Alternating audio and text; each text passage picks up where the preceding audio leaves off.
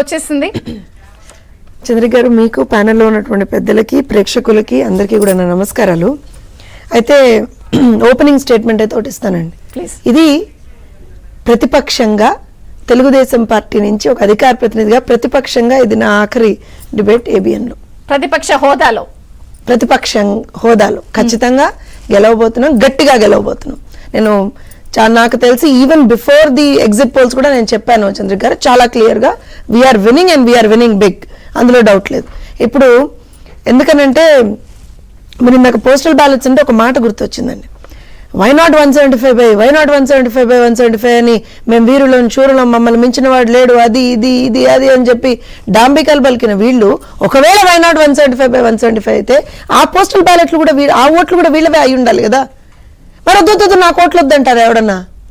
ఓట్లు కావాలంటారు కానీ ఎవరు ఓట్లు వద్దంటారు కదా. వద్దు అంటున్నారంటేనే వాళ్ళు ఇవాళ రోజున వాళ్ళ ఓటమిని అక్కడే ఒప్పేసుకున్నారు.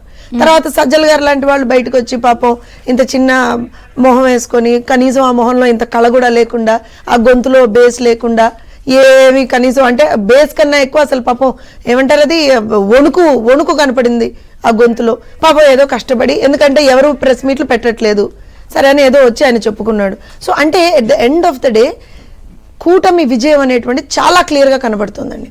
ప్రీ పోల్ కనపడింది, పోలింగ్ డే రోజు కనపడింది, ఎగ్జిట్ పోల్స్లో చాలా క్లియర్గా కనపడింది.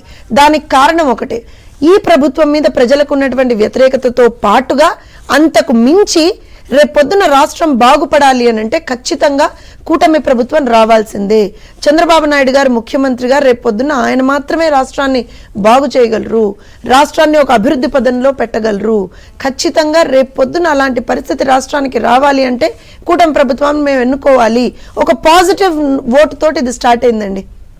యాంటీ ఇన్కంబెన్సీ ఫ్యాక్టర్ ఉంటుంది చంద్ర గారు, అంటే పెద్దలు శ్రీనివాస్ గారు కూడా ఉన్నారు కాబట్టి over a period of time ఎన్నో ఎలక్షన్స్ చూసిన తర్వాత యాంటీ ఇన్కంబెన్సీ అనేటువంటిది ఉంటుంది. కానీ ఇక్కడ యాంటీ ఇన్కంబెన్సీ కన్నా కూడా ఎక్కువగా అసహ్యం, జగన్మోహన్ రెడ్డి మీద అసహ్యం, జగన్మోహన్ రెడ్డి మీద కోపం, జగన్మోహన్ రెడ్డి చేసినటువంటి దౌర్జన్యాలు దాష్టీకాలు వీటన్నిటికీ ఒక ఎండ్ కార్డ్ పడాలి అనేటువంటి ఒక కసి ప్రజల్లో వచ్చింది వాళ్ళ రోజున. దాంతో పాటుగా అలాంగ్ విత్ దట్ రాష్ట్రం నాశనం అయిపోయింది. ఇప్పుడు ప్రతిసారి ఏమవుతుందంటే అంటే గవర్నమెంట్ చేంజ్ అయినప్పుడు, అంటే ఒక పార్టీ పోయి ఇంకో పార్టీ అధికారంలోకి వచ్చినప్పుడు అయితే అభివృద్ధి జరుగుతుందండి, లేదంటే అట్లీస్ట్ అక్కడ ఆగిపోతుందేమో. కానీ ఈ దౌర్భాగ్యం ఏంటంటే గత 5 సంవత్సరాల్లో రాష్ట్రం ఒక 20-30 సంవత్సరాలు వెనక్కి వెళ్ళిపోయింది అనేటువంటి పరిస్థితి. మీకు ఒక చిన్న ఎగ్జాంపుల్ చెప్తాను నేను. 2014లో రాష్ట్రం విభజించబడ్డప్పుడు, శ్రీనివాస్ గారు మీరు ఇది ఒక 2-3 డిబేట్స్లో కోట్ చేశారు కూడా, రాష్ట్రం విభజించబడ్డప్పుడు ఏం జరిగింది అని అంటే ఇటు తెలంగాణనే మిగులు బడ్జెట్ రాష్ట్రంగా ఏర్పడింది, ఆంధ్రప్రదేశ్ లోటు బడ్జెట్ రాష్ట్రంగా ఏర్పడింది. సో ద డిఫరెన్స్ ఏదైతే ఉందో per capital income what we say difference ఏదైతే ఉందో సగటు ఇది మనకి 35,000 ఉండిందండి. 35,000 దాన్ని చంద్రబాబు నాయుడు గారి హయాంలో 2014 నుంచి 2019 వరకు 29,000కి తీసుకురాగలిగాం మేము. So 35 to 29. సో అదే ఆ గవర్నమెంట్ మాదే కంటిన్యూ అంటే ప్రాబ్లీ ఇవాళ వరకు దాన్ని ఒక 15,000కో ఎంతకో 10-15,000కి తీసుకురాగలిగాం. ఈ మహానుభావుడు అధికారంలోకి వచ్చిన తర్వాత ఫర్గెట్ అబౌట్ 35, అది వాళ్ళ ఎంత అంటే 45,000.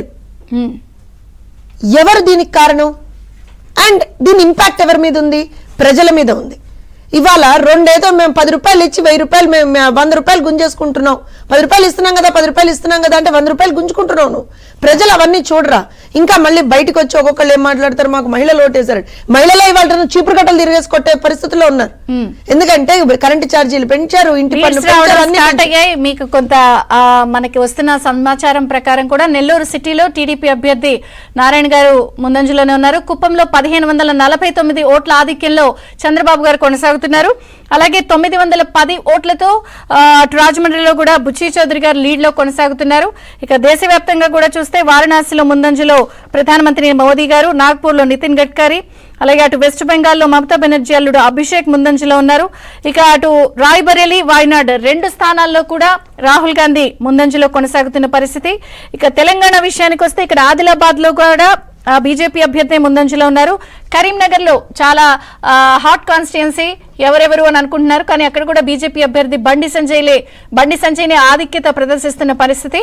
సో కోయంబత్తూరులో ఓవరాల్ గా అటు ఢిల్లీలోని 7 స్థానాల్లో కూడా బీజేపీ ఆధిక్యాన్ని ప్రదర్శిస్తోంది. సో ఇప్పటి వరకు వచ్చినటువంటి 543 లోక్సభ స్థానాలకి సంబంధించినటువంటి లీడ్స్ లో